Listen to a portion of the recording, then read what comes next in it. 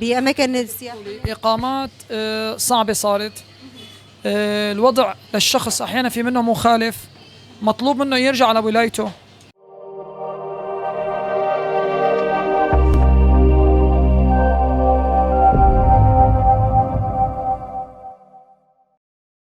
مرحبا شيف زياد. أهلا وسهلا فيكي. كيفك، شو الأخبار؟ الحمد لله. هلا بالوقت الحالي نحن مقبلين على صيف وجو سياحة، شو رأيك بهذا الموضوع هون بمنطقة الاستقلال؟ والله الشغل عن السابق كتير متراجع، كتير يعني عن 3 سنين اللي مضوا كتير متراجع، يعني يوم أفا يوم عم يتراجع. وبنرجاها لله إن شاء الله إنه يكون هالصيف هذا لأحسن لأفضل للسياحة. يعني السياحة كتير خفيفة، كتير.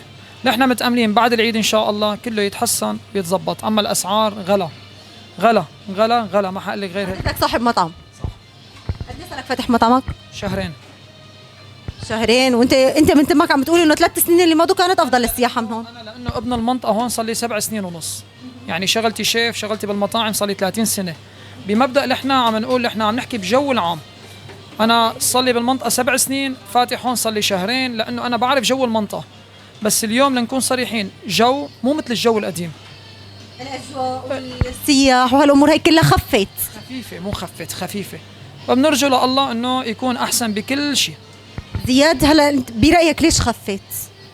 هذا الشيء لانه صار في نسبه ترحيل كثير كبيره، كل حدا رجع على ولايته، لهيك خفت نسبه العرب باماكن السياحه. اقامات صعبه صارت.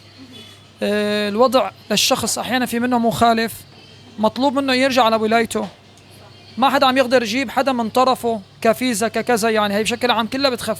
عم يفتحوا لك اياها على مبدا السياحه، اوكي كسياحه، بس مين اللي عم يجي؟ اللي عم يجي بس يجي يتسلى ويمشي. بدك اللي بيحرك البلد قبل سابقا اللي حركوا البلد، هلا ما حد كانوا. طيب، اكثر جنسيه كانت تتواجد وهي كانت شيء فعال بتركيا وشيء. سيد زياد، لو يرجع فيك الزمن ل3 سنين بترجع بتفتح هذا المطعم؟ لا. ليش؟ لانه انا متامن شيء وصار شيء. ايش قلت لك هلا من شوي انه ان شاء الله. من اين؟ كيف؟ سياحه ما في، وغلا نرجع بنقول غلا. يعني انا بتقسيم السندويشه عم بيعها 90 ليره، على جو تقسيم برا بميدان تقسيم 150. بس انا بدي امشي على السوق اليوم، مالي مضطر زبون ياكل وبكره ما ياكل، مضطر اليوم ياكل وبكره ياكل. يعني واللقمه طيبه الحمد لله، والزبون هو اكبر برهان لهالشيء هذا، انه بيرجع بيطلب مره ثانيه.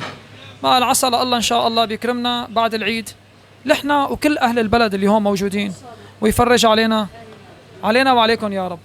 شكرا، اهلا وسهلا استاذ زياد، كنت كثير مبسوطه بلقائك. الله يسلمك يا رب. شكرا لك.